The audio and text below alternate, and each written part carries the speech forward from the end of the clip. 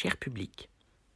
Nous sommes Émile, Martin, Suzanne, Isora, Blanche, Raphaël, Mila, Héloïse, Zoé, Octave, Clarisse. et ensemble nous formons l'atelier théâtre 4e-3e de l'école alsacienne. du haut de nos 13 ou 14 ans, nous nous sommes métamorphosés plus d'une fois, Avons vécu de multiples vies. porté de nombreux prénoms. avons joué à être autres.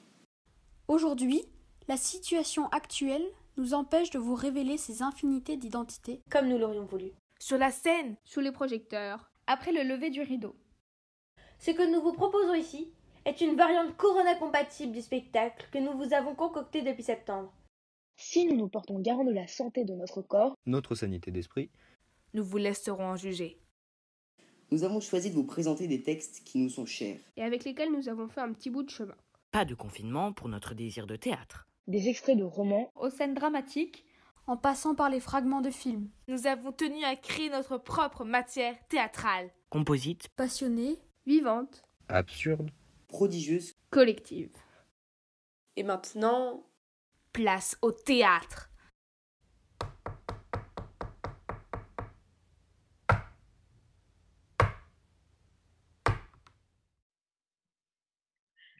Ionesco, vous êtes là? Oui, une seconde, qu'est-ce qu'il y a encore? Ionesco,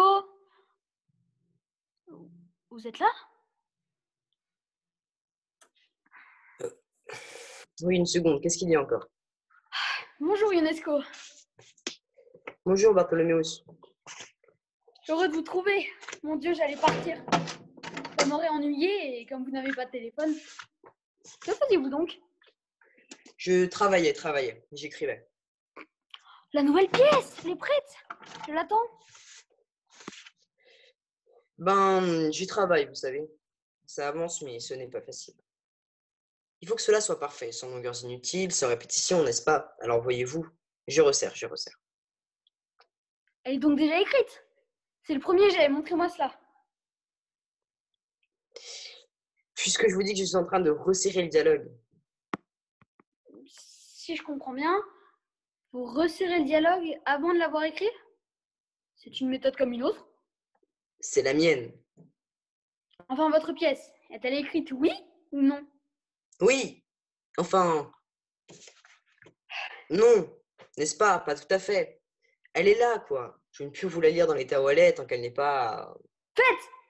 Non, parfaite. Parfaite. Ce n'est pas la même chose. C'est dommage, nous allons rater l'occasion. J'ai une proposition très intéressante. Un théâtre veut absolument une pièce de vous. Ses directeurs veulent la voir tout de suite. Ils me demandent d'assumer le rôle de la mise en scène selon les principes les plus modernes, ceux d'un théâtre de l'ère ultra scientifique et à la fois ultra moderne que nous vivons. Ils prennent tous les frais à leur charge, la publicité, etc., à condition qu'il n'y ait pas plus de 4 ou 5 acteurs et que le décor ne coûte pas trop cher. Dites-leur de patienter quelques jours. Je vous promets que d'ici là, j'aurai tout resserré, bien que la saison soit en effet très avancée. Si votre pièce l'est aussi, ça peut encore s'arranger. Quel théâtre est-ce? C'est un théâtre nouveau, un directeur scientifique, une troupe de jeunes acteurs scientifiques. Ils veulent inaugurer avec vous. Vous serez traité scientifiquement. La salle n'est pas trop grande. Il y a 25 places assises, 4 places debout. C'est pour un public populaire d'élite. Ce n'est pas mal. Si on pouvait remplir la salle tous les soirs. Au moins des demi-salles, je m'en contenterai par les temps qui courent. Bref, ils veulent commencer tout de suite. Je suis d'accord. Ah, si la pièce était tout à fait au point. Vous disiez qu'elle était en grande partie écrite. Oui, en effet. Elle est en grande partie écrite. Quel est le sujet de la pièce? Le titre? Le sujet? Vous me demandez le sujet, le titre? Vous savez, je ne sais jamais raconter mes pièces. Tout est dans les décors, dans les images. C'est très visuel, comme toujours. C'est une image, une première réplique, qui déclenche toujours chez moi le mécanisme de la création. Ensuite, je me laisse porter par mes propres personnages. Je ne sais jamais où je vais exactement. Toute pièce est pour moi une chasse, une aventure, une découverte d'un univers de la présence duquel je suis le premier à être étonné. Vous connaissez cette blague? Ces deux vieilles dames qui sont dans une station de ski des Vosges, il y en a une qui dit « Eh ben, on peut pas dire qu'on se régale ici. » Et l'autre lui répond « Ah, ça m'en parle pas. » Et puis les forçons sont tellement rikiki. Eh ben, voilà mon sentiment général sur la vie. Pour moi, la vie est une succession de malheurs, de souffrances solitaires, d'immenses frustrations. Et tout cela s'arrête beaucoup trop tôt. Il y a une autre blague comme ça qui définit assez bien ma philosophie. On l'attribue généralement à Groucho Marx, mais je crois qu'on la doit d'abord à Freud et ses réflexions sur l'inconscient. Je paraphrase, mais ça donne à peu près ça. Il ne me viendrait jamais à l'idée d'entrer dans un club qui ouvrirait ses portes à quelqu'un comme moi.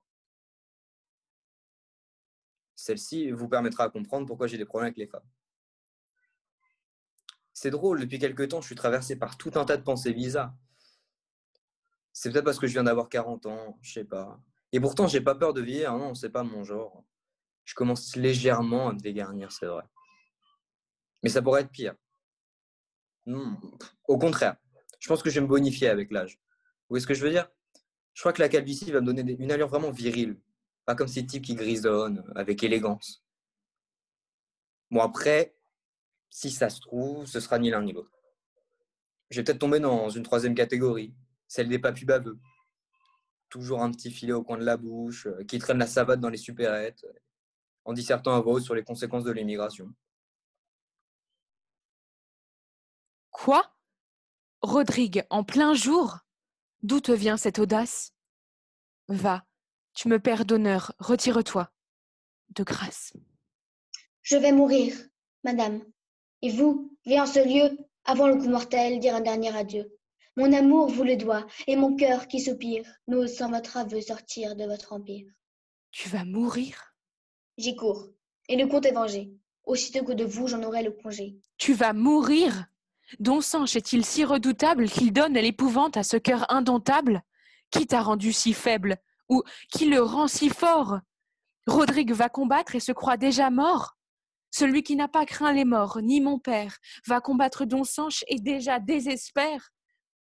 Ainsi donc, au besoin, ton courage s'abat? Je cours à mon supplice, et non pas au combat. Et ma fidèle ardeur s'est bien m'ôter l'envie, quand vous cherchez ma mort, de défendre ma vie. J'ai toujours même cœur, mais je n'ai point de bras, quand il faut conserver ce qui ne vous plaît pas. Et déjà cette nuit m'aurait été mortelle, si j'eusse combattu pour ma seule querelle. Mais, défendant mon roi, son peuple et le pays, à me défendre mal, je les aurais trahis. Mon esprit généreux ne hait pas tant la vie, qu'il en veuille sortir par une perfidie. Maintenant qu'il s'agit de mon seul intérêt, vous demandez ma mort, j'en accepte l'arrêt. Votre sentiment choisit la main d'un autre. Je ne méritais pas de mourir de la vôtre. On ne me verra point en repousser les coups. Je dois plus de respect à qui combat pour vous, et, ravi de penser que c'est de vous qu'ils viennent, puisque c'est votre honneur que ces armes soutiennent. Je lui vais présenter mon estomac ouvert, adorant en sa main la vôtre qui me perd. Un garçon aurait exclu toute possibilité. La moindre espérance serait envolée. Bouleversé, Pavel Pollock se leva avec une certaine rudesse, et, pour cacher son trouble, se pencha vers le berceau dans lequel dormait une minuscule petite fille. Sa fille. Celle sur qui tout allait reposer. Il le savait, et il en souffrait déjà. Une sombre inquiétude emplissait son cœur, et pourtant, son regard brillait du bonheur de devenu père. Les yeux perlés de larmes, il se tourna vers sa femme.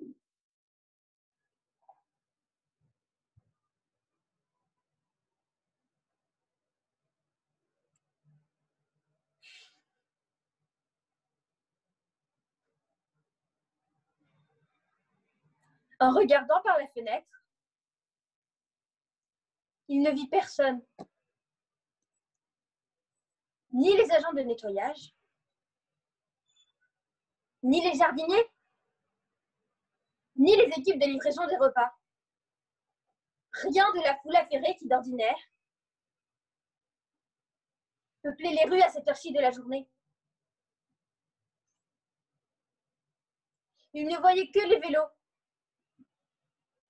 abandonnés çà et là sur le côté. Une roue tournait encore lentement sur elle-même. Là, il avait eu peur. Sentir sa communauté plongée dans le silence et dans l'expectative lui retournait l'estomac. Il avait tremblé. Sans un mot, tous les deux se toisèrent dans le couloir de l'hôpital, ignorant les infirmières et les patientes en robe de chambre qui passaient à côté d'eux, en observant à la dérobée cette femme et cet homme qui se défiaient, les dents serrées. Ils restèrent ainsi de longues minutes, concentrés sur le regard de l'autre, essayant de se convaincre mutuellement. Ce fut Dragonira qui rompit le silence tendu. Ah, monsieur, il n'y a pas moyen de vous rencontrer. Il y a 1 heure que je suis devant toi. Qu'est-ce que c'est donc qu'il y a? Monsieur, Quoi? monsieur, votre fils Eh bien, mon fils, est tombé dans une disgrâce la plus étrange du monde. et quel? Je l'ai trouvé tantôt tout triste, de je ne sais quoi que vous lui avez dit, ou vous m'avez assez mal mêlé à propos. Et cherchant à divertir cette tristesse, nous nous sommes allés sur le port. Là, entre autres plusieurs choses, nous avons arrêté nos yeux sur une galère turque assez bien équipée. Un jeune Turc de bonne mine nous y a donné la main. Nous y avons passé, il nous a fait 1000 civilités, nous a donné la collation, nous avons mangé les fruits les plus excellents qu'ils puissent voir et bu du vin que nous avons trouvé le meilleur du monde. Mais qu'y a-t-il de si affligeant tout cela? Attendez, monsieur, nous y voici. Pendant que nous mangions, il a fait mettre la galère en mer. Et se voyant éloigné du port, il m'a fait mettre dans un esquif. Et m'envoie vous dire que si vous ne lui envoyez pas, par mois, tout à l'heure, 500 écus, il va vous emmener votre fils en Alger. Comment? Diantre? 500 écus? Oui, monsieur. Et de plus, il ne m'a donné pour cela que 2 heures. Ah, le pandard de Turc! M'assassiner de la façon! C'est à vous, monsieur, d'aviser promptement, au moyen de sauver des fers, un fils que vous aimez avec tant de tendresse. Que diable allait-il faire dans cette galère? Il ne songeait pas à ce qui est arrivé. Va-t'en, Scapin, va-t'en dire à ce Turc que je vais envoyer la justice après lui.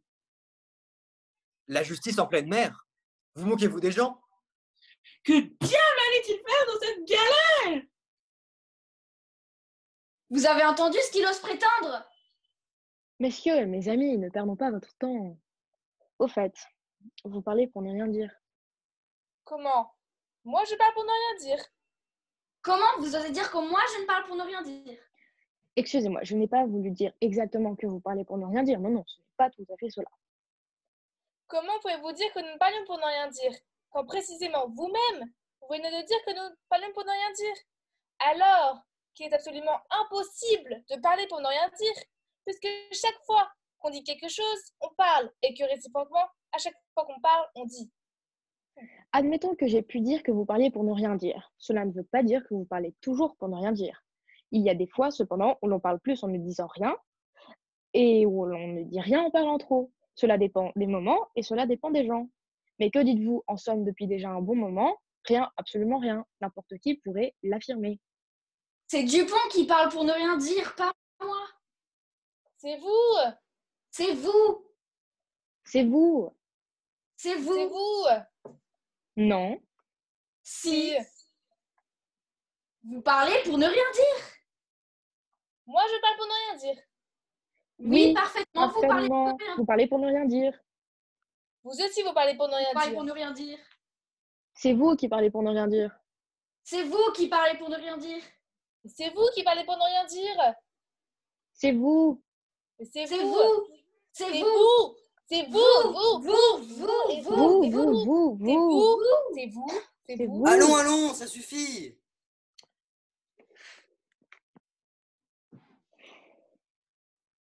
La pièce est finie, revenez en scène. Mesdames, messieurs, le texte que vous avez entendu est puisé en très grande partie dans les écrits des docteurs ici présents. Si cela vous a ennuyé, ce n'est guère ma faute. Si cela vous a plu, l'honneur ne m'en revient pas. Les ficelles bien grosses m'appartiennent, ainsi que les répliques moins réussies. Bartholoméus est un pédant. Bartholoméus, elle aussi est une pédante. Bartholoméus est un sot sans pédanterie. Je reproche à ces docteurs d'avoir découvert des vérités premières et de les avoir revêtues d'un langage abusif, qui fait que ces vérités semblent être devenues folles. Seulement, ces vérités, comme toutes les vérités, même premières, sont contestables. Elles deviennent dangereuses lorsqu'elles prennent l'allure de dogmes infaillibles et lorsque, en leur nom, les docteurs et critiques prétendent exclure, voire tyranniser la création artistique. Le théâtre est, pour moi, la projection sur scène du monde du dedans. C'est dans mes rêves, dans mes angoisses, dans mes désirs obscurs que, pour ma part, je me réserve le droit de prendre cette matière théâtrale. Cela fait partie d'un héritage ancestral, un très ancien dépôt constituant le domaine de toute l'humanité. C'est par-delà leur diversité extérieure, ce qui réunit les hommes et constitue notre profonde communauté, le langage universel.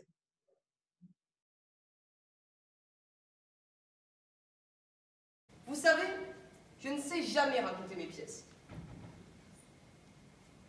Tout est dans les décors, dans le jeu, dans les images scéniques. C'est très visuel, comme toujours. C'est une image, une première réplique, qui déclenche toujours chez moi le mécanisme de la création.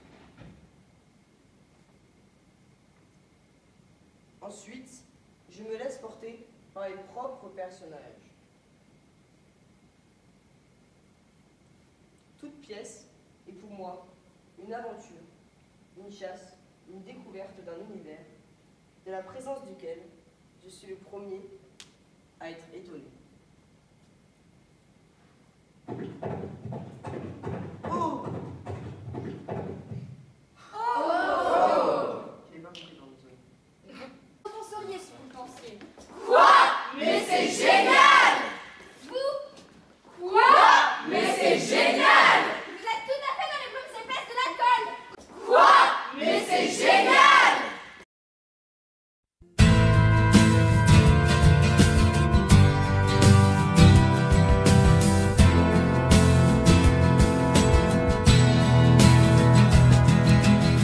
C'est un beau roman, c'est une belle histoire, c'est une romance d'aujourd'hui. Il rentrait chez lui là-haut vers le brouillard, elle descendait dans le midi, ils se sont trouvés au bord du chemin. Sur l'autoroute des vacances, c'était sans doute un jour de chance. Ils avaient le ciel à portée de main, un cadeau de la Providence. Alors pourquoi penser au lendemain?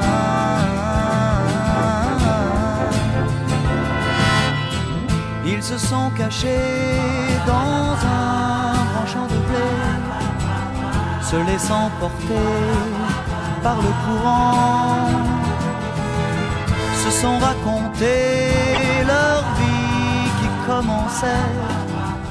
Ils n'étaient encore que des enfants,